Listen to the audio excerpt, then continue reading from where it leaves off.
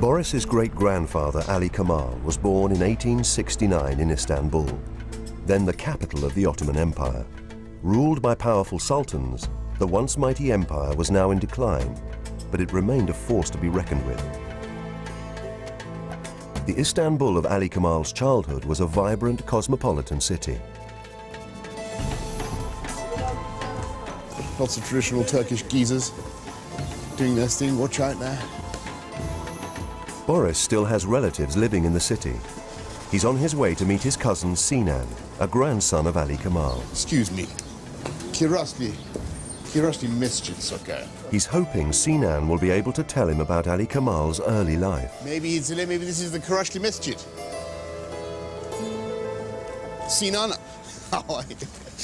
You made it. Lovely to see you. How are you now? Listen, Sinan, why did you ask me to come to Kirasli Masjid, okay? My grandfather, your great-grandfather, Ali Kemal, was born somewhere in Syria. He was born somewhere, right? Somewhere. So he lived here for a while? He spent most of his childhood here.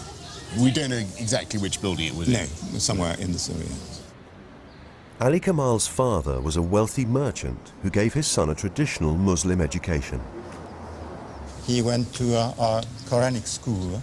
Right. And the curriculum consisted in memorizing the Quran. The whole Quran? The whole Quran, which is quite a feat when one considers that he was aged 6. And which language was this in? In Arabic. Hey, here's the incredible thing. My great-grandfather, Ali Kemal, could not only read this whole thing, but he actually knew it all off by heart. Amazing. I won the Scripture Knowledge Prize, I want you to know. Well, that's got an issue. Yeah, certainly. And the Wilder Divinity Prize. Ali Kemal's life didn't continue in a traditional vein. As a young man, he traveled to France and became a successful journalist.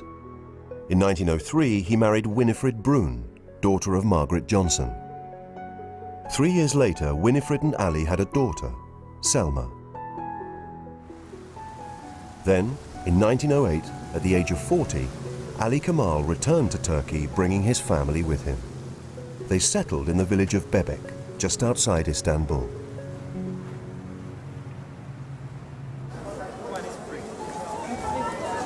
Boris knows that on his return to Turkey, Ali Kemal continued his career as a journalist. Ben, how are Very you? nice to meet you. Nice to meet you. We're going to go to the library eventually. He's meeting up with historian Ben Fortner. Thank you. As a journalist himself, Boris is keen to see some of the newspaper articles his great-grandfather wrote. Ben's taking him to the library where the originals are kept. So, Ben, what is this? You can read this stuff, can you? Yes. This is the original copy of the newspaper that your great-grandfather wrote for. It's called Ikdam. Ikdam. And your great-grandfather, he's the lead columnist. Okay. Let's say, Fantastic. is that the right term? Okay. And this is starting here, running down 2.5 columns, and there is your great-grandfather's signature. No Ali- kidding, Ali that's his Kemal. byline. That's his byline. How amazing. So that's the prime real estate on the newspaper. And it's political. Yes. Yeah. Okay. It was political, dangerously political.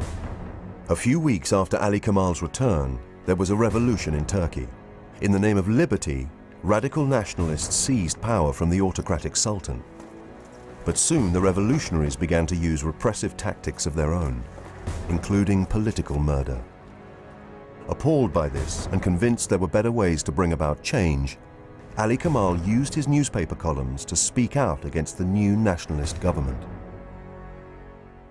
The contradiction that the revolution was waged, was carried out in the name of liberty, but yet liberty is being, in his view, sacrificed or put on the back burner. Mm-hmm. Force and pressure cannot exist in a constitutional era, whereas we try to do everything by force and pressure. So he's being critical of the government.